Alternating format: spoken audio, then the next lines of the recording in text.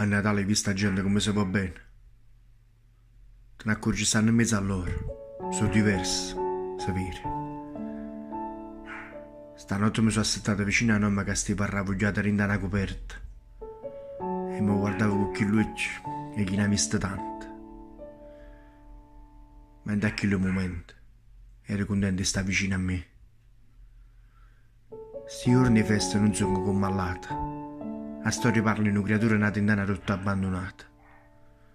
E fu proprio quella notte che il mondo si è cagnato. Natale lo sento un collo come fosse una magia. Lo sento come un calore in una susce vento, che va scarfando in mano fredda che non tiene niente. Natale. Natale è quando hai i suoi sguardi in cielo, aspettando una stella che arriva. E che la stella che non cara, ma che brilla assai. Ci vede una persona cara che perduta. Natale è questo, è sogno e fantasia. Il momento più bello che una creatura può aspettare con l'occhio chiuso. Scetandosi la mattina che la speranza trova un regalo suo.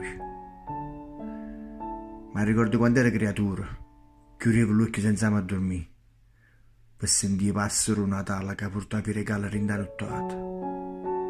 Perché sapevo che se mi facevo troppo asciutata, non arrivava più nessuno.